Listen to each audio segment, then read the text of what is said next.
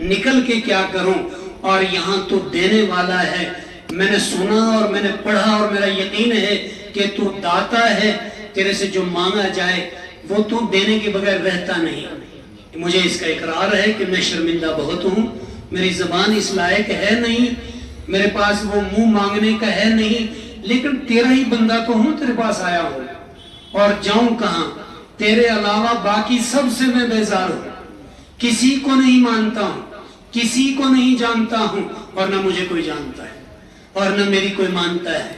اے ماننے والے اللہ، تو وہ اللہ ہے کہ میں ظالم تو اپنے نفس پہ بھی رحم نہیں کھاتا ہوں، جب گناہ کرتا ہوں تو نفس پہ ظلم کرتا ہوں، جب کوئی خوراک کھاتا ہوں تو یہ بھی نہیں پتا یہ میرے پیٹ میں درد کرے گی کیا، لیکن تو رحیم میرے نفس پہ بھی رحم کھاتا ہے کہ مجھے گناہ سے بچاتا ہے، میرے لیے مناسب غذائیں پیدا کرتا ہے، موسم کو معتدل بنا دیتا ہے۔ تم میرے نفس پہ کتنا رحیم ہے، میں اپنے نفس کے لیے بھی ظالم ہوں۔ اے اللہ، تجھے واسطہ ہے میرے گناہ معاف کر دینا اور مجھے عطا کر دینا۔ یہ مانگنے کی جگہ بھی ہے اور مانگنے کا موقع بھی ہے، اور ایک دوسرے کی خیر خیریت معلوم کرنے کا موقع بھی ہے۔ اللہ اس نماز کو قبول فرمائے۔ فاتقوا اللہ، اے ایمان والو اللہ سے ڈرتے رہو، یہ تمہارا اہم کام ہے۔ تو ڈرنے کا مطلب ہے پھر میں نے تمہیں ذمہ داریاں بانٹی ہیں، کام دیا ہے، اسی لیے مخلوق بہت ہے اللہ تعالیٰ کی۔ اللہ ایک ایسی مکمل اور کامل ذات ہے کہ سارے بندے نافرمان ہو جائیں، نہ عبادت کریں، کوئی نقصان نہیں، اور سارے کریں تو کوئی اللہ کی بگڑی ایسی نہیں ہے کہ جو ان سے بن جائے۔ انہی کا نفع ہے اگر یہ کچھ کریں، انہی کا نقصان ہے اگر یہ کچھ نہ کریں۔ انہی کے لیے میں نے سب کچھ بنایا اور ان کو میں نے بالکل دھیان اور توجہ اور محبت سے پیدا کیا ہے۔ وما لقد خلقنا الانسان فی احسن تقویم، میں نے کامل اور مکمل انسان بنایا ہے۔ ان کو بنانے کے بعد کچھ ذمہ داریاں دیں اور کہا فرشتوں سے کہ ایک مخلوق ہے میری، میں زمین میں ان کو بھیج رہا ہوں۔ اذ قال ربک للملائکۃ انی جاعل فی الارض خلیفہ، میں ان میں سے کسی کو جج بناؤں گا، کسی کو مفتی قاضی بناؤں گا، کسی کو ڈاکٹر بناؤں گا، کسی کو انجینئر بناؤں گا، کسی کو میں تاجر بناؤں گا، کسی کو چھوٹا تاجر بناؤں گا، کسی کو بڑا بناؤں گا، کسی کو سواری بناؤں گا، کسی کو ڈرائیور بناؤں گا، کسی کو باپ بناؤں گا، کسی کو بیٹا بناؤں گا، کسی کو خاوند بناؤں گا، کسی کو بیوی بناؤں گا، کسی کو ماں بناؤں گا، کسی کو بہن بناؤں گا، کسی کو معاشرے کا میٹ بناؤں گا، کسی کو مزدور بناؤں گا، کسی کو ٹھیکیدار بناؤں گا، کسی کو آفیسر بناؤں گا، کسی کا قد بڑا ہوگا، کسی کا چھوٹا ہوگا، کسی کا فیض کچھ ہوگا، کسی کا کچھ ہوگا۔ ایک معاشرہ اور سماج آباد کرنے والا ہوں میں، اور اس میں ان تمام چیزوں، تمام افراد کی تمام چیزوں کی ضرورت ہے، اور وہ میں ان کو بانٹ کر دوں گا، اور ان کے ذریعے سے اپنا عدل، اپنی رحمت، اپنی شفقت، اپنا فضل بانٹنے والا ہوں۔ وہ ان کے قلم سے بانٹوں گا، وہ ان کے ترازو سے بانٹوں گا، وہ ان کی زبان سے بانٹوں گا، وہ ان کی آنکھ سے بانٹوں گا، وہ ان کے ہاتھ سے بانٹوں گا، وہ ان کے پاؤں سے بانٹوں گا، وہ ان کے کردار سے بانٹوں گا، وہ ان کی شکل و صورت سے بانٹوں گا، وہ میں ان کے لباس سے بانٹوں گا، وہ ان کے عمل سے بانٹوں گا میں۔ یہ جب ایک معاشرے کے اندر ایک بزرگ آئے گا، ایک لباس، ایک زبان، ایک شفقت، ایک مہربانی لے کر، اور وہ بزرگ معاشرے کے اندر ایسا ہوگا کہ لوگ، مائیں، بہنیں، بچیاں، بیٹیاں اسے باپ، اسے پیر، اسے مفتی، اسے قاضی، اسے استاد، اسے مرشد سمجھ کر اس کے قریب آ کے اسے سوال کریں گے، اپنی زندگی سدھاریں گے، اور وہ نبی والا کام کرے گا، نبی کی شفقتیں اور نبی کا علم اور اللہ کا فضل بانٹے گا۔ یہ میں معاشرے میں بانٹنا چاہتا ہوں۔ میں خواہ کسی بزرگ کو بوڑھا یا بزرگ بنا کے معاشرے میں بٹھانے کا کوئی کھانا کھلانا مقصد نہیں ہے میرا۔ اس کو یہاں بٹھا کے اس کی ضرورت ہوتی ہے، اس کو اس لیے معاشرے میں بٹھایا جاتا ہے۔ ایک جوان کو معاشرے کے اندر ایک خوبصورت، حسن اور جمیل، حسین جمیل بنا کے، طاقت دے کے، زبان دے کے، صلاحیت دے کے، زبان میں سلاست دے کے، قابلیت دے کے، اس لیے نہیں معاشرے کے اندر چھوڑتا ہوں کہ وہ بازار کی زینت بنے، اور بازار کے اندر وہ جناب اپنی جوانیاں، نظریں یا دوسری چیزیں یا اوقات ان چیزوں کو وہ لوٹائے، ضائع کرے، اس لیے نہیں کہ اس کو معاشرے کے اندر اس لیے رکھتے ہیں کہ یہ جوان ایک یوسف علیہ السلام جیسا جوان بن کے ایک کردار نبھائے. یہ اس کی ضرورت ہے معاشرے کے اندر کہ کہیں جج کی کرسی پہ بیٹھ کے فیصلہ کرے گا، اس کے قلم سے عدل کا فیصلہ ہو، اس کی نظریں صاف ہو، اس کے سامنے لوگ آئیں، اس کی نیت صاف ہو، درست ہو، اس کے دل کے اندر درد ہو اور اس کے دل کے اندر شفقت ہو، چھوٹوں کے لیے شفقت، بڑوں کے لیے ادب، پڑوسیوں کا خیال، حلال حرام کی پہچان، چھوٹے بڑے کی تمیز، اور اس کے اخلاق ہوں اور نرمی ہو، ایسی نرمی کہ جیسی کہ محمد رسول اللہ صلی اللہ علیہ وسلم کے اندر نرمی تھی. اللہ نے فرمایا کہ یا رسول اللہ اگر آپ سخت ہوتے، تلخ مزاج ہوتے اور تیز رخ ہوتے اور نظریں ذرا سخت کر کے دیکھتے اور بڑا پن دکھاتے تو یہ جو آپ کے سامنے بیٹھے ہوئے پھول اور ہیرے ہیں یہ ان کفر کی زنجیروں کو توڑ کر آپ کے یہاں بیٹھ کر اس چٹائی کو قبول نہ کرتے، یہ آپ کے پاس نہ بیٹھتے. یہ چھوٹے موٹے لوگ نہیں تھے، یہ بڑے خوبصورت، حسین، طاقتور، خاندانی اور مالدار اور پیشہ ور لوگ تھے. ابو سفیان کم نہیں تھا اور دوسرے لوگ کم نہیں تھے، ابو بکر کم نہیں تھے، حضرت عمر کم نہیں تھے. فیصلہ کیا انہوں نے اپنے سوچ اور مزاج سے کہ ہم ایسے ویسے لوگ اپنی وادی میں ایسے کسی آدمی کو نہیں آنے دیتے ہیں، ہم پتہ کرتے ہیں، قریب جاتے ہیں، پتہ لگاتے ہیں اور چکھتے ہیں، پرکھتے ہیں. یوں ہی نادان بھی نہیں ہے کہ ایک دم لٹھ مار دیتے ہیں یا دروازہ بند کر، ہم پہلے جاتے ہیں ذرا، اور جب گئے نظروں سے دیکھا، دل سے فیصلہ کیا، دماغ سے سوچا، پتہ چلا کہ واقعی عمر میری بھی گزری، دیکھا میں نے بھی کچھ. عمر نے یہ فیصلہ کیا پر نہ یہ کلام کبھی سنا، نہ یہ نام کبھی سنا، نہ یہ شکل کبھی دیکھی اور نہ یہ زبان کبھی دیکھی، نہ یہ حلم کبھی دیکھا، نہ یہ بردباری کبھی دیکھی. لگتا ہے یہ کوئی آسمان سے آئی ہوئی شخصیت ہے، تبدیلی لانے والی شخصیت ہے، اور ہم ترقی چاہنے والے لوگ ہیں. اور ترقی یہ نہیں ہے کہ کسی کو مار دیا اور کسی کو اٹھا دیا اور کسی کو لوٹ لیا اور کسی کو برباد کر دیا، محل مکان بلڈنگیں بنا دی یا تجارت بڑھا دی یا کچھ اور کر دیا. کیسے بڑھا دی؟ جیسے بڑھے، لون سے بڑھے، سود سے بڑھے، رشوت سے بڑھے، ناپ تول میں زیادتی سے بڑھے، لوٹ مار سے بڑھے، دھوکہ دے کے بڑھے. بڑے بھائی کل دکان بڑی ہو جائے، بورڈ اچھا لگ جائے، تجارت چلے، بچے کھائیں پیچھے. بچوں کا مالک تو اللہ ہے، بچوں کا خالق تو اللہ ہے. میرا بھی خالق اللہ، میرا بھی مالک اللہ، پالنے والا، روزی دینے والا تو اللہ ہے. کون ہے خالق جو پیچھے اپنے اولاد کا مالک ہے؟ جب مر جائے کس کو پتا ہے دولت کون لے جا رہا ہے، یہ کہاں جا رہی ہے، کس کے کہاں بٹ رہی ہے؟ خود بچے ہی اڑا دیتے ہیں سگریٹوں یا بیڑیوں میں یا نشوں میں. دولت تو اللہ بچانے والا ہے، روزی تو اللہ دینے والا ہے. مسئلہ صرف یہ ہے کہ ہم ترقی یہ چاہتے ہیں کہ جو ہمارے پاس آئے وہ کبھی ختم نہ ہو، وہ ہمیشہ رہے، نسلیں آباد ہوں، حلال کھائیں، اچھا کھائیں، کمانے کا طریقہ آئے، سلیقہ آئے، بانٹنے کا طریقہ آئے، بولنے کا طریقہ آئے، رہنے کا طریقہ آئے. ایک اچھی انجینئرنگ کریں، چاہے جھونپڑی میں رہے وہ بھی ڈھنگ کی بنائیں، اس کا دروازہ صحیح رکھیں، اس کا صحن صحیح رکھیں. نالیاں بنانی آئے، سڑکیں بنانی آئے اور سڑکوں پہ چلنا آئے اور معاشرے کے اندر جینا، بولنا اور سماج میں رہنا سہنا آئے. اسے ترقی کہتے ہیں. صفائی کی سمجھ آئے کسے صفائی کہتے ہیں، پاکی کی سمجھ آئے کسے پاکی کہتے ہیں، اور پھر وہ اختیار کی جائے کہ اسے پاکی کہتے ہیں. یہ پاکی والا معاشرہ سماج والا ہے.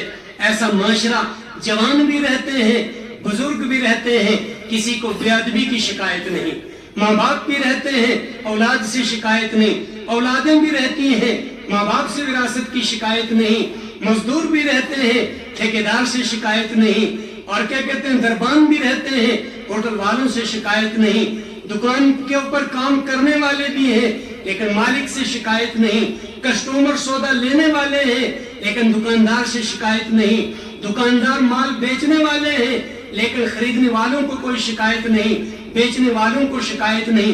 اسے کہتے ہیں معاشرہ، اسے کہتے ہیں سماج. یہاں رسپیکٹ ہے آنے والوں کی بھی اور جانے والوں کی بھی، یہاں عزت ہے، عزتیں ملتی ہیں. یہ ہے معاشرہ اور یہی اللہ کو پسند ہوتا ہے. اسی لیے اللہ تعالیٰ زندگی بھی دیتے ہیں انسانوں کو کہ اس بندے کی کچھ دیر زندہ رہنے کی ضرورت ہے، ورنہ اللہ معاشرے کو صاف کرتے ہیں کہ بگڑے ہوئے آدمی کو اٹھا دو جلدی۔ اور پہلے زمانے کے اندر معمولی سی غلطی ہوتی تھی، حضرت شعیب علیہ السلام ایک پیغمبر ہیں، ان کے یہاں صرف مارکیٹ میں منڈی میں ناپ تول کی کمی زیادتی ہو رہی تھی، اسی کے لیے مستقل پیغمبر بھیجا اللہ نے، اور جب لوگوں نے نہیں مانا تو مستقل عذاب آیا قوم کے اوپر صرف اسی بات کے اوپر۔ چھوٹی چھوٹی باتیں بعض دفعہ ایک تفسیر کے اندر میں دیکھ رہا تھا کہ قیامت کے دن بندے کے سامنے جب اس کے اعمال پیش کیے جائیں گے تو بندہ کے سامنے کچھ ایسی چیزیں سامنے ہوں گی جن کو وہ دنیا میں گناہ نہیں سمجھ رہا تھا کہ یہ بھی گناہ ہے۔ اس میں لکھا ہے کہ مثال کے طور پر وہ کہے گا میں نے کوئی گناہ نہیں کیا، تو وہاں سامنے ہوگا کہ تو نے کیلا کھایا تھا مارکیٹ میں اور کھا کے کیلا روڈ کے بیچ میں چھلکا پھینک دیا تھا، اور اس وقت تو سمجھ رہا تھا یہ کوئی گناہ نہیں، یہ دیکھو ہمارے پاس لکھا ہے یہ گناہ ہے۔ تو مسجد کی سیڑھی سے اتر رہا تھا یا چڑھ رہا تھا یا گھر کی سیڑھی سے، اور تو نے بیچ راستے کے تھوک دیا یا ایسی غیر مناسب جگہ تھوک دیا، تو سمجھ رہا تھا یہ گناہ نہیں، یہ دیکھو ہمارے یہاں لکھا ہوا یہ گناہ ہے۔ اسے گناہ کہتے ہیں، اور اس کی وجہ یہ تھی کہ تو غافل تھا، تیرے یہاں خوف خدا نہیں تھا کہ مجھے بھی کوئی دیکھ رہا ہے۔ اور اللہ کے نبی صلی اللہ علیہ وسلم سے جبرائیل امین نے پوچھا تھا مل احسان، یا رسول اللہ صلی اللہ علیہ وسلم نیکی کیا ہے، احسان کیا ہے؟ اللہ کے نبی نے فرمایا تھا ان تعبد اللہ کأنک تراہ فإن لم تکن تراہ فإنہ یراک۔ بھائی صاحب زندگی ایسے گزار، جو بھی معاملہ کرے، یہاں تو نماز کا ذکر ہے، لیکن جو بھی کام کرے تم اس حال میں کر بندیا ایمان والے کہ تم خود اللہ کو دیکھ رہا ہے کہ اللہ یہ میرے پاس ہے، میں تول رہا ہوں اللہ پاس ہے، میں بول رہا ہوں اللہ میرے پاس ہے، میں دیکھ رہا ہوں، میں نماز پڑھ رہا ہوں اللہ میرے سامنے، میں قرآن پڑھ رہا ہوں اللہ میرے سامنے، میں وعدہ کر رہا ہوں کسی سے کہ جناب آپ کے پیسے کل دے دوں گا، یا آپ کی دعوت قبول آپ کے پاس آؤں گا، یا آپ کو رشتہ دے دوں گا، یا آپ کو فلاں بات کروں گا آپ کے ساتھ، یہ وعدہ کر رہا ہے، دیکھ کہ اللہ سامنے موجود ہے، میں اللہ کے سامنے یہ بات کر رہا ہوں۔ فَإِن لَمْ تَكُنْ تَرَاهُ فَإِنَّهُ يَرَاكَ۔ اور اگر اتنا نہیں کم سے کم یہ تو دیکھ بھائی اللہ مجھے دیکھ رہا ہے، اگر میں نہیں دیکھ رہا ہوں تو ایسے نبی علیہ السلام نے فرمایا یہ زندگی گزاری جائے کم سے کم۔ یہ ہے خوف خدا کہ اللہ سے بندہ ڈرتا رہے میرے مالکا میں کر تو رہا ہوں کہیں مجھ سے غلطی نہ ہو۔ اور مرنے کے بعد رب کے سامنے حساب دینے کی امید کے ساتھ، یقین کے ساتھ کہ جو میں کر رہا ہوں اس کا میں نے حساب مرنے کے بعد اللہ کے سامنے دینا ہے، اور میں نے مرنے کے بعد جینا ہے، اور اگر جینے کا یقین نہیں دوبارہ زندہ ہونے کا تو پروردگار فرماتے ہیں تو آپ کو پیدا ہونے کا یقین ہے کیا؟ آپ پیچھے دیکھیے فَلْيَنْظُرِ الْإِنسَانُ مِمَّا خُلِقَ خُلِقَ مِن مَّاءٍ دَافِقٍ يَخْرُجُ مِن بَيْنِ الصُّلْبِ وَالتَّرَائِبِ إِنَّهُ عَلَى رَجْعِهِ لَقَادِرٌ يَوْمَ تُبْلَى السَّرَائِرُ فَمَا لَهُ مِن قُوَّةٍ وَلَا نَاصِرٍ۔ بھائی صاحب آپ کو کیوں یقین نہیں؟ آپ ماضی کو دیکھیں، یعنی اللہ فرماتے ہیں اے میرے بندوں آپ کو کیوں یقین نہیں؟ آپ ماضی کو دیکھیں، گزرے ہوئے زمانے کو، کیا حیثیت تھی انسان کی؟ ہم نے پیدا کیا، ہم وہی ہیں، ہم قادر تھے اس کے اوپر کہ آپ کو وہاں ایسے کمزور انسان کو کمزور جگہوں سے یا کمزور مادے سے پیدا کر کے اور ماں کے پیٹ سے گزار کے پال کے اور پھر بچپن سے اور پھر یہاں لا کے ایک طاقتور انسان بنا کے کھڑا کر دیا، تو ہم نے تو کھڑا کیا، اور کون تھا؟ پھر تجھے کیوں یقین نہیں؟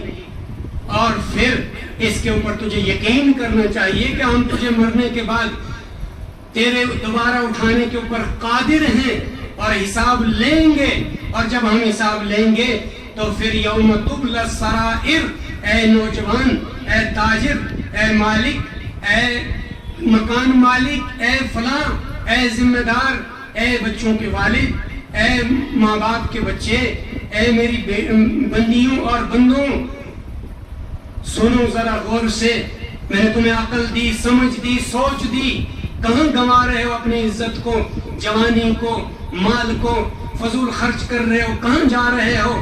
میرے پاس تمہیں آنا ہے۔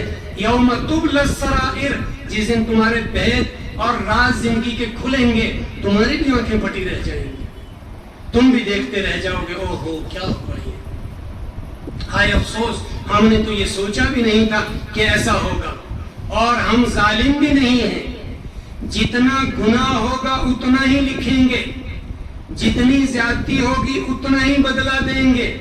البتہ نیکی کے اوپر ہمارا وعدہ ہے، اگر کوئی ایک نیکی کرے گا وَلَا الْحُسْنَى، ہم اس کو ایک تو وہی موڑ کے دیں گے، 9 مزید اوپر سے اور دیں گے، 10 گنا بدلہ دیں گے۔ اور حدیث میں نبی اکرم صلی اللہ علیہ وسلم نے فرمایا کہ اگر کوئی بندہ مسجد کی طرف جاتا ہے نماز پڑھنے کے لیے، تو جہاں گھر سے یا مکان سے یا گاڑی سے یا تجارت سے کہیں سے چلا ہے، وہاں سے اس کے قدم شمار ہوتے ہیں، ایک قدم کے اوپر 10 قدم کا ثواب ملتا ہے، ایک نیکی کے اوپر 10 گنا ثواب ملتا ہے۔ اور اگر وہیں سے بندے نے ارادہ کیا کہ میں وہاں جا کے کچھ قرآن پڑھوں گا یا پڑھاؤں گا یا کچھ سنوں گا یا سناؤں گا، تو حدیث میں اللہ کے رسول صلی اللہ علیہ وسلم نے فرمایا 700 گنا اجر بڑھ جاتا ہے، ایک قدم کے اوپر 700 قدم کا ثواب ملتا ہے، ایک نیکی کے بدلے 700 نیکیوں کا ثواب ملتا ہے۔ اور مزید یہ ہوتا ہے کہ بندہ فی سبیل اللہ شمار ہوتا ہے، یعنی اللہ کے راستے میں، اب وہ اللہ کے راستے میں ہو جاتا ہے، اس کا مال، اس کا کاروبار، اس کی زندگی، اس کا نظام سب اللہ کے حوالے ہو جاتا ہے، اور اگر موت آ جائے تو خدا کے راہ میں مرنے والا شمار ہوتا ہے۔ یہ انعامات بھی ہیں اللہ تعالیٰ کی طرف سے۔ تو اللہ تعالیٰ نیکی کے اوپر تو بڑھا کے دیتے ہیں، لیکن گناہ اتنا ہی لکھتے ہیں جتنا ہے، اور سزا اتنی ہی دیتے ہیں جتنی مناسب ہے، مزید سزا نہیں دیتے۔ 2 قسمیں ہیں حقوق کی، ایک حقوق العباد، ایک حقوق اللہ اور ایک حقوق العباد، یعنی اللہ کے حقوق، بندے سے اللہ کے حقوق ضائع ہوتے ہیں یا پورا کرتا ہے، اللہ ان کا حساب لے گا قیامت کے دن۔ اور مسئلہ ہے کہ اللہ کو اختیار ہے، مرضی ہے، اپنے حقوق کو وہ معاف بھی کر سکتا ہے، نہ بھی کرے۔ لیکن ایک ہے حقوق العباد، یہ بندے کو اللہ معاف نہیں کرے گا جب تک کہ بندہ بندے کو معاف نہیں کرتے دنیا میں۔ اور جہاں یہ حقوق کی بحث ہے، تفسیر میں لکھا ہے اصل میں جو حقوق العباد ہیں وہ بھی حقوق اللہ ہیں، لیکن اللہ تعالیٰ نے بندوں کی دل جوئی کے لیے ان کو بندوں کی طرف نسبت کر دی کہ حق تو یہ بھی میرے ہیں، لیکن یہ میرے بندے کی عزت لوٹی تم نے، میرے بندے کے ساتھ زیادتی کی، تو میں دل جوئی کے لیے کہتا ہوں یہ میرے بندوں کا حق ہے، میرے بندے جب تک معاف نہیں کریں گے میں بھی معاف نہیں کروں گا۔ کسی کو گالی دے دی، کسی کا مال لوٹا، کسی کو بد نظری سے دیکھا، کسی کی عزت پہ ہاتھ ڈالا، کسی کے ساتھ وعدہ خلافی کی، کسی کو بھیجا راستہ بند کر دیا، کسی کے ساتھ کوئی بھی تکلیف دہ معاملہ دنیا کے اندر کیا، اللہ فرماتے ہیں کہ زیادتی تو میرے ساتھ بھی ہے، حق تو میرا ہے، لیکن اس میرے بندے کے ساتھ زیادتی ہوئی، جب تک یہ معاف نہ کرے میں معاف نہیں کروں۔ کیوں یہ غلطی کی؟ غلطی اس لیے کی خدا کا ڈر نہیں تھا، خوف نہیں تھا دل کے اندر۔ تو جب بندے کے اندر ڈر ہوتا ہے، ایک تو بندہ مٹ جاتا ہے، ایک بندہ غلطی نہیں کرتا ہے، اور ایک جو نیکی کرتا ہے ڈرتے ڈرتے کرتا ہے کہ اللہ پتہ نہیں میری اس نماز میں کیا غلطی ہوئی، کتنی کمی زیادتیاں ہوئی ہیں، میں پڑھ پایا ویسی یا نہ پڑھ پایا جیسی تو چاہتا تھا، لیکن پڑھ دی ہے، ربا اب منظور کرنا، قبول کرنا۔ ڈرنے والی اولاد سے ماں باپ خوش رہتے ہیں، وہ ڈرنے والی اولاد ماں باپ کے ساتھ زیادتی نہیں کرتی، اس کو پتہ ہے کہ ماں باپ کی دیکھ بھال، ان کی عزت، ان کا احترام اللہ کی مرضی کے مطابق ہے۔ اور قرآن میں اللہ نے فرمایا لا تقل لهما اف ولا تنهرهما، اے اولاد اپنے ماں باپ کو جھڑکیں بھی نہ اور اف تک بھی نہ کہیں ان کو، چاہے جائے کہ تم مزید کچھ ان کی آنکھوں میں آنکھیں ڈال کر وراثت مانگے اور حساب لیں، ابا جی مجھے یہ نہیں دیا، اس کو وہ دے دیا، یہ دکان ادھر کی وہ ادھر کی، ایسا کیوں ہے؟ اس کا کوئی حق نہیں۔ وہ الگ بات ہے، ہم ماں باپ سے الگ سے کہتے ہیں کہ اپنے اولاد کے وراثت کے حقوق کا خیال رکھا جائے، بیٹیوں کے حقوق کا خیال بھی رکھا جائے، بیٹوں کے اندر برابری کی جائے، تعلیم میں ایک کو افسر بنا دیتے، ایک کو چپراسی بنا دیتے، اور خیال رکھتے ہیں ایک کو قرآن پڑھاتے ہیں، ایک کو کچھ اور پڑھاتے ہیں، یہ سب قرآن کے محتاج ہیں، مستحق ہیں۔ ان سب کو قرآن پڑھائیے، ان سب کو راستہ دکھائیے، ان سب کو تجارت سکھائیے، ان سب کی رہنمائی کیجیے۔ ایک ایک الگ الگ محتاج ہے، اور ایک ایک کے الگ الگ آپ والد ہیں اور آپ والدہ ہیں، آپ کی گود سے اور آپ کے سائے سے برابر تربیت ان کی ہونی چاہیے، اور آپ کے یہاں سے برابر مال ان کو ملنا چاہیے، اور آپ کے یہاں سے برابر شفقت ان کو ملنی چاہیے، اسی لیے آپ کو باپ بنایا۔ ورنہ تو ہم وہ خدا ہیں جو عیسیٰ کو باپ کے بغیر پیدا کر سکتے ہیں اور آدم کو ماں باپ کے بغیر پیدا کر سکتے ہیں۔ تیرے گھر میں اس کے پیدا کرنے کی کیا ضرورت تھی؟ اس لیے کیا کہ خدا کی مرضی کے مطابق تو اس کی تربیت کرے، اس لیے نہیں کیا کہ جان کر پیدا کر کے اس کو روڈ میں ڈال دے، کسی کی گاڑی میں بٹھا دے، کسی کے حوالے مارکیٹ میں ڈال دے، وہ کہاں اس کو کھلونا بنائے۔ یہ عزت دار بچی تیرے گھر میں تجھے سمجھدار سمجھ کے پیدا کی ہے، یہ عزت دار بچہ، ذہین بچہ، عقل والا بچہ تجھے عقل مند اور سمجھدار سمجھ کے دیا ہے، اور تو نے اس کو گنڈا گردی کے راستے میں ڈال دیا، تو نے اس بچی کو بے عزتی کے راستے میں ڈال دیا۔ تجھے اسی لیے دی تھی، قیامت کے دن اس کا حساب لے لیں گے۔ یہ فرماتے ہیں اللہ تعالیٰ بار بار، اللہ اس سے ہماری حفاظت فرمائے۔ اور جب بندے کو خوف ہوتا ہے تو ایسا کبھی نہیں کرتا، وہ ڈرتے ڈرتے کرتا ہے، کہتا ہے یا اللہ یہ بچی میری نہیں، یہ تیری ہے، امانت ہے، یا اللہ بچانا مجھے، میں اس کی عزت کا محافظ ہوں، میں اس کے نکاح کا فلاں کا، یہ قرآن کی تعلیم دی میں نے، یہ اس کا تھوڑا بہت مال ہے، یہ میں نے مناسب نکاح کروا دیا، اب تو ذمہ دار ہے میرے مالک کا، میں نہیں، یہ میرا بچہ ہے، یہ قرآن پڑھا دیا، یہ تربیت اس کو سکھا دی، یہ راستہ بتا دیا، بیٹے حرام نہیں کمانا، بیٹے جھوٹ نہیں بولنا، بیٹے قتل و غارت نہیں کرنا، غنڈہ گردی نہیں کرنا، حلال حرام کی پہچان رکھنا، مجھے امید ہے تو بھوکا نہیں مرے گا اور زندہ رہے گا جب تک تیری زندگی ہوگی، اللہ تجھے خوب دے گا، تو لوگوں کو بھی دے گا۔ بیٹا میں نے حرام نہیں کمایا، میں نے جھوٹ نہیں بولا، میں تیرا باپ جہنم میں جانے سے ڈرتا رہا، تو میں تیرے لیے یہ ایک چیز چھوڑ کے چلا، یہ حلال ہے، باقی تجھے اللہ دے گا۔ میں دعا کرتا ہوں مسجد میں جانا، قرآن پڑھنا، سچ بولنا، روڈ پہ بیٹھ کے تجارت کرنا، وعدہ خلافی نہیں کرنا، سچ بولنا، تجھے اللہ دے گا۔ اور ایسی اولاد زندگی بھر بانٹتی رہتی ہے، مانگتی نہیں ہے کبھی، اور ایسی مثالیں موجود ہیں۔ یہ اللہ کا خوف ہے کہ خوف سے کام کیا جائے۔ اور اگلی بات کیا تھی؟ وَأَصْلِحُوا ذَاتَ بَيْنِكُمْ، اپنے نفس کی بھی اصلاح کرو، اپنے آپ کی بھی اصلاح کرو، اپنے تکبر کو بھی دور کرو، اپنے نفس کو قابو میں لاؤ، غصے کے اوپر کنٹرول کرو، بھوک پہ کنٹرول کرو، نظر پہ کنٹرول کرو، زبان پہ کنٹرول کرو، اپنے دل کو اللہ کی طرف لگاؤ، دل سے دنیا کی محبت کو نکالو، کسی اپنے رہبر کو تلاش کرو، کسی عالم کو تلاش کرو، قرآن کے قریب آؤ، قرآن پڑھو، قرآن سے تمہیں زندگی کا سدھار ملے گا، قبر کے لیے تیاری کا طریقہ ملے گا، اللہ کی پہچان آئے گی، اللہ کے نبی کی پہچان آئے گی، اللہ کے نبی کے لباس کو اپناؤ، زبان کو اپناؤ، کسی مسجد یا کسی ادارے میں یا کسی فنکشن یا کسی جلسے میں جا کے روٹینی بات مت سنو اور اس کو روٹین سمجھ کے مت سنو، کوئی بات سنو اور غور کرو، کہنے والا کیا کہتا ہے، قرآن کی بات کہتا ہے، حدیث کی کہتا ہے، تو اس کو مانو اور اس کو جسم پہ بھی لاؤ، معاشرے میں بھی لاؤ، گھر میں بھی لاؤ، اس پہ عمل بھی کرو، اور گھر میں اپنی ماؤں بہنوں کو، بیویوں کو عزتیں دو، ان کے حق حقوق ادا کرو، ان کے اوپر بدزنی سے بچو، اور خود تم بھی اپنی عزتوں کو بچاؤ، وہ تم پہ اعتبار کریں گی، تم ان پہ اعتبار کرو، جب تم کو ان کے اوپر اعتبار نہیں کرے ہوگا وہ تمہیں بے ایمان سمجھیں گی کہ بھی یہ بھی شاید مارکیٹ سے ایمان لوٹ کر آیا ہے۔ گھر لوٹ جائے گا، گھر میں اتفاق نہیں ہوگا، گھر بٹ جائے گا، ختم ہو جائے گا، بنی ہوئی عمارتیں گر جائیں گی۔ وَأَصْلِحُوا ذَاتَ بَيْنِكُمْ، اپنے نظروں کو جھکاؤ، اپنے گھر میں سلام کر کے داخل ہو، اپنے بچوں کی اصلاح کرو، اپنے تکبر کو دور کرو، اپنے گھر میں چھوٹوں اور بڑوں کے ساتھ ان کے مقام اور مرتبے کے اعتبار سے معاملہ کرو، اور اپنے تجارت کو سدھارو، اپنے معاملات کو درست کرو اور نظر رکھو، اولاد کو تجارت پہ لگاؤ، خود حساب لو، کتنا دے رہا ہے، کتنا لے رہا ہے، کتنا کما رہا ہے، کتنا لا رہا ہے، کیا کر رہا ہے، مالوں کو دیکھو کہ یہ اچھا ہے یا برا ہے، کیسے لا رہا ہے۔ وَأَصْلِحُوا ذَاتَ بَيْنِكُمْ وَأَطِیعُوا اللَّهَ وَرَسُولَهُ، اے ایمان والو تمہارے لیے ماڈل نمونہ تمہارے سامنے بہترین طریقہ کار نبی اکرم صلی اللہ علیہ وسلم کا ہے۔ خدا نے قرآن میں فرمایا، اے یا رسول اللہ صلی اللہ علیہ وسلم میرے بندوں سے کہو، وَإِن كُنتُمْ تُحِبُّونَ اللَّهَ فَاتَّبِعُونِي يُحْبِبْكُمُ اللَّهُ، अगर तुम चाहते हो कि हम अल्लाह से मोहब्बत करें तो तुम, और फिर अल्लाह हमसे मोहब्बत करे, तो तुम पहले मेरी इत्तिबा करो, यानी रसूलुल्लाह सल्लल्लाहु अलैहि वसल्लम की।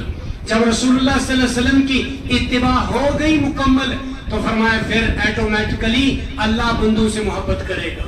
और अल्लाह की मोहब्बत का नतीजा ये होगा कि बंदे दुनिया में भी खुश रो और कब्र में भी, और फिर आखिरत में भी अल्लाह के सामने। और असल जिंदगी हमारी आखिरत वाली है। अल्लाह हमें अमल की तौफीक नसीब फरमाए। वातिउल्लाह, और अल्लाह की इताअत करो, लोगों की इताअत मत करो, दुनियादारों की इताअत मत करो। दो बड़ी असल ताकत तो अल्लाह की है, असल तो अल्लाह है, यह हर आदमी को देखना चाहिए। अल्लाह वहदहू ला शरीक है। लेकिन एक मौके के ऊपर जब आदम की इब्तिदा हुई, आदम को पैदा किया अल्लाह ताला ने, ये आप पढ़े लिखे लोग हैं, आपने पढ़ा होगा, सुनते रहते हैं। जब आदम को तैयार किया तो अल्लाह ने फरिश्तों से कहा, ये मखलूक पहले से थे, जिन्नात पहले से थे। अल्लाह ताला ने फरिश्तों से कहा कि आदम को सजदा करो, फसजदू, तो फरिश्तों ने सजदा किया, इल्ला इब्लीस, शैतान ने सजदा नहीं किया, शैतान रुक गया। परवरदिगार ने फरमाया क्यों? शैतान ने कहा कि असजुदू, क्या मैं इसको सजदा करूं?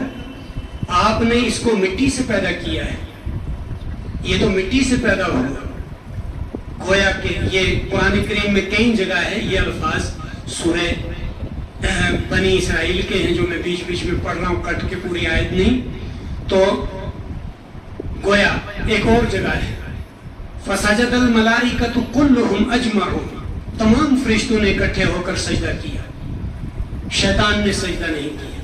और फिर शैतान के लिए एक जगह है, अबा, इनकार किया, वस्तकबर, और मुतकब्बिर हो गया, अकड़ गया, वकान मिनल काफिरीन, और हो गया वो मुनकिरों में से।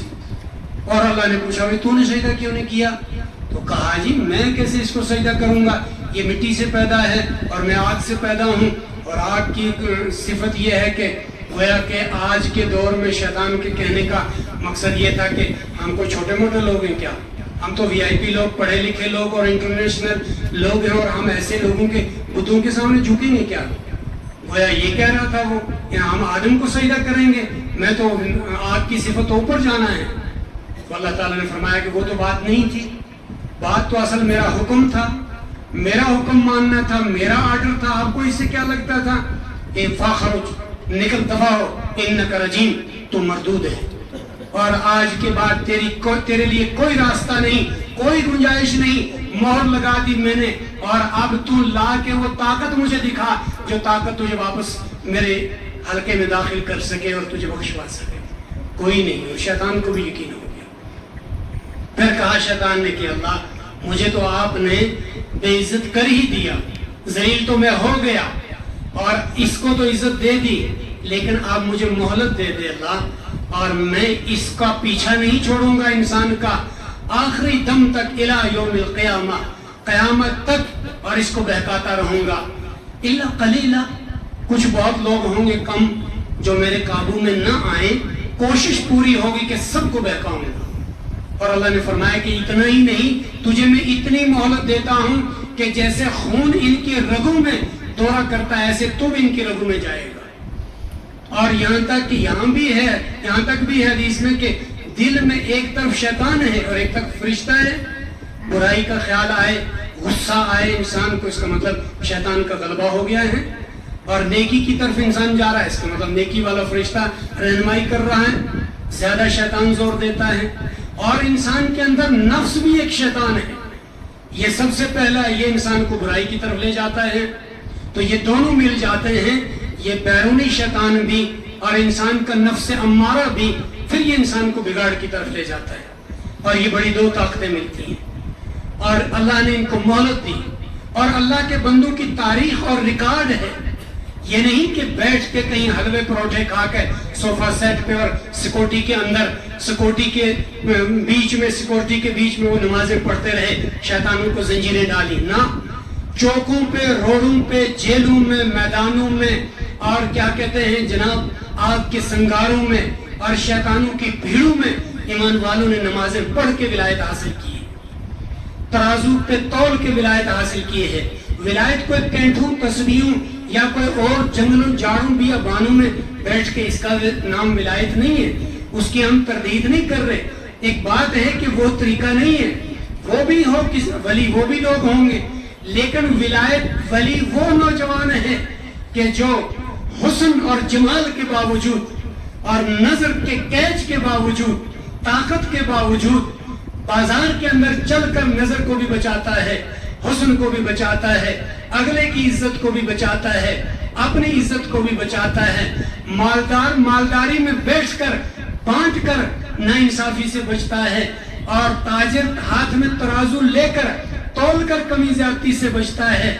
औलाद माँ बाप के सामने बैठकर माँ बाप की नाफरमानी से बचती है। माँ बाप औलाद के बीच में रहकर औलाद के हक हुकूक को लूटने से बचता है और अदा करता है। मियां बीवी के साथ रहकर बीवी को खुश करके उसके हक अदा करके, और बीवी एक खामद के मातहत रहकर खामद को खामद मानकर हक अदा करके, और क्या कहते हैं एक मजदूर मजदूरी करके सुबह से शाम तक मजदूरी का हक अदा करके, और एक बाप अपने बच्चों में रह के बच्चों का हक अदा करके, और एक ऑफिसर ऑफिसरी की कुर्सी के ऊपर सुबह से शाम तक बैठकर उसी कुर्सी का हक अदा करके, और एक हुकूमत का नुमाइंदा हुकूमत के माल का तहफ्फुज और हुकूमत की फर्माबरदारी करके माल बचा के इस माशरे के अंदर। और फिर साथ में एक शर्त है, ये बीच में मैं अर्ज कर दूं, अमल साले के लिए 3 चीजें जरूरी हैं। सबसे पहले ईमान, यानी अल्लाह की जात के ऊपर मुकम्मल ईमान, और उसके बाद इत्तिबाए सुन्नत, और उसके बाद तीसरे नंबर पे इखलास नियत। ये 3 चीजें हैं। इन 3 चीजों के साथ बंदा इस माशरे के अंदर रहकर 5 वक्त की नमाज पढ़कर वादे पूरे करके और नबी की सुन्नत के मुताबिक, ये वली कामिल है, ये वली कामिल है। और सुन्नत का शदाई, नबी की सुन्नत का ऐसा आशिक, आशिक से मुराद है कि तलाश में रहता है। जब कोई सुन्नत मिलती है तो फिदा हो जाता है। फिदा होने का मतलब ये नहीं माँ बाप को छोड़ के निकल जाता है, कहता है तुम बेनमाजी हो, तुम आज तक मेरे माँ बाप जो हैं गलत रहे, मैं तुम्हारा बेटा आज किसी आलिम से मिला और मैं ईमानदार हो गया, ऐसे जाहिल बाप की खिदमत नहीं करूंगा। ऐसा नहीं, ऐसा बिल्कुल नहीं। ऐसा है कि अब्बा जी आपने तो बहुत कुछ किया, अब्बा जी आपकी तो मेहरबानियां हैं, आपकी मेहनतों से तो मैं यहाँ आजिज पहुंचा। अब्बा आज मैंने कुरान पढ़ा, आज मैंने एक आलिम को देखा, आज मैंने नबी की हदीस सुनी, आज मैंने एक बात सुनी, मैं अपने अब्बा पे कुर्बान, अपनी माँ के कदमों पे कुर्बान। आइए आप आराम कीजिए, मैं अब आपका खादिम नौकर हूँ, अब कमा के भी लाऊंगा और दूंगा।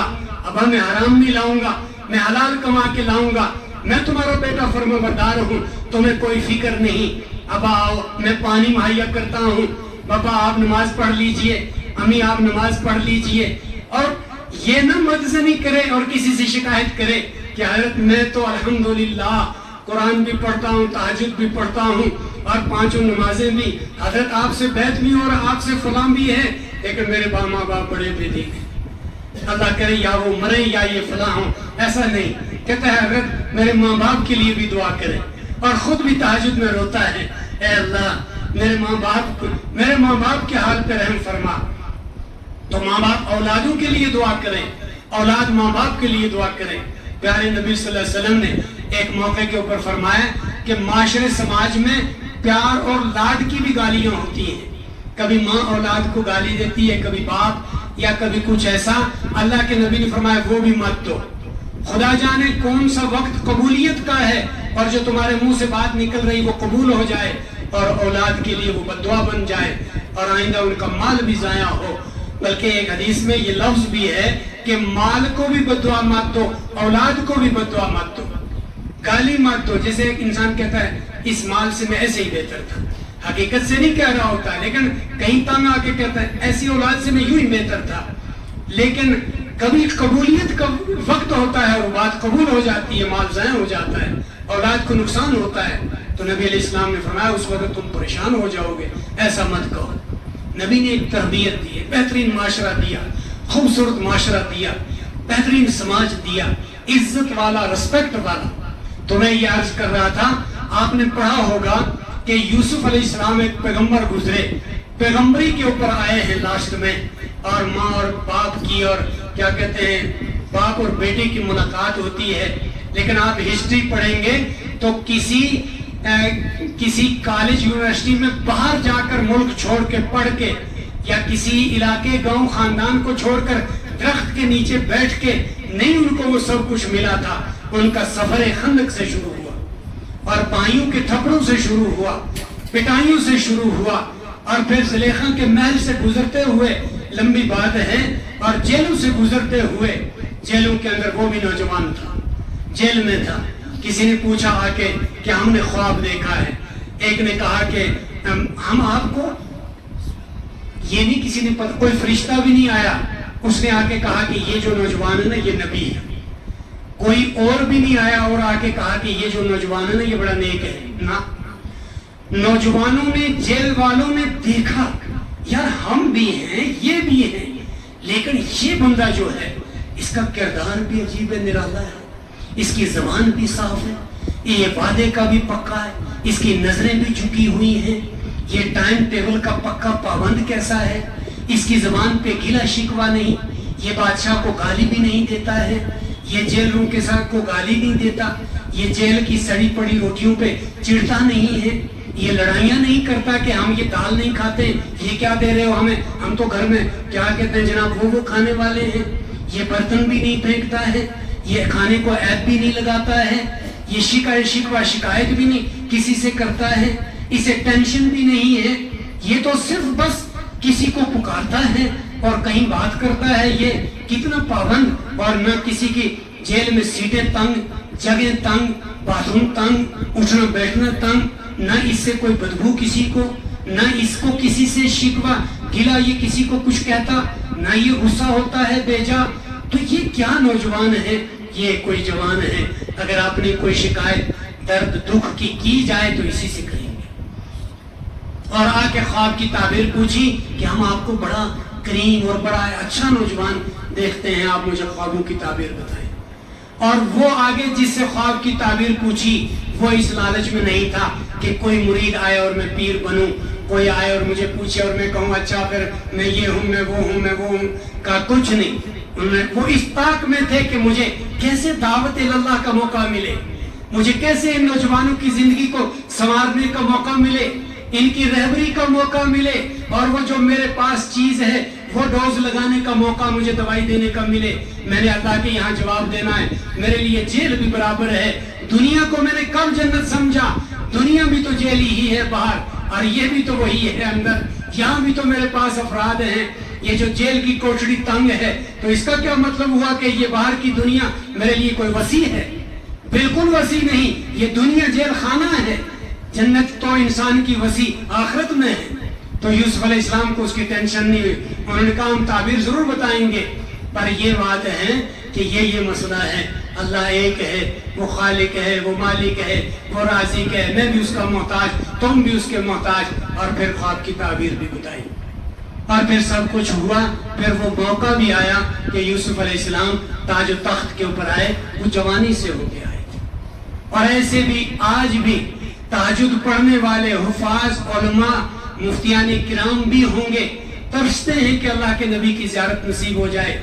لیکن کیا پتہ آپ میں کوئی تاجر ایسا ہوگا, اور بڑے بڑے یہاں علماء ہیں قابل, ان سے لوگوں کے تعلقات, مجلسوں میں جوان یونیورسٹیوں کالجوں سے آتے ہیں اور آ کر بیان کرتے ہیں اپنی جگہوں کہ ہم نے حضور ہم نے حضور صلی اللہ علیہ وسلم کی اتنی مرتبہ زیارت کر دی. اور وہ وہی آنکھیں زیارت کر سکتی ہیں جو کہیں دوسری زیارتوں سے بچی ہوئی ہوتی ہیں, شرک سے بچی ہوئی, بدعت سے بچی ہوئی, کسی کی عزت پہ نظر ڈالنے سے بچی ہوئی, ہوس سے بچی ہوئی ہوں, ہرس سے بچی ہوئی ہوں, لالچ سے بچی ہوئی ہوں, ظلم سے بچی ہوئی ہوں, شکایت سے بچی ہوئی ہوں. ایسی نظریں حضور کو دیکھیں گی, ایسی نظریں اللہ کے کعبہ کو دیکھیں گی, ایسی نظریں اللہ کو دیکھیں گی. اور وہ نظریں جو ماں باپ کو دیکھتی ہیں, اللہ کے نبی نے فرمایا تمہاری نظروں پہ پابندی نہیں ہے, غلط نظر مت ڈالو جہاں ظلم ہوتا ہو. اگر ماں باپ والے ہو تو ماں کے چہرے پہ نظر ڈالو, اور ماں کے پاس بیٹھو, اور میں کیوں ڈالو, خامخواہ ڈالو, کہا میں بتاتا ہوں نتیجہ بھی، ایک نظر ڈالو بشاشت کے ساتھ، ایک مقبول حج اور عمرے کا ثواب ملے گا۔ اور اگر ایک ہی مجلس میں کئی نظریں ڈالیں، اللہ کے نبی صلی اللہ علیہ وسلم نے فرمایا 100 نظریں ڈالو، 100 مقبول حج اور عمرے کا ثواب ملے گا، کیوں ضائع جائے گی آپ کی یہ نیکی؟ فرمایا نبی اکرم صلی اللہ علیہ وسلم نے جنت چاہتے ہو نمازیں پڑھو، روزے رکھو، زکوٰۃ دو، حج کرو، سچ بولو، انصاف کرو، اچھا لباس پہنو، سب کچھ کرو، لیکن یاد رکھنا ماں کے پاؤں کے تلے جنت ہے، رک جاؤ گے وہاں جا کے، ماں کو راضی کر لینا، اگر ہے تو خدمت کر لینا، چلی گئی تو خوب بخش کے جانا اس کو، اس کا حق اپنے مال میں سمجھنا، کہیں یہ نہیں سمجھنا کہ وہ مر گئی چلی گئی اب ہم آزاد ہیں، جو کماؤ گے اس میں حق سمجھ کے اس کے نام کا صدقہ بھی کرنا، اور قرآن پڑھ کے نماز پڑھ کے اس کے لیے دعا بھی کرنا۔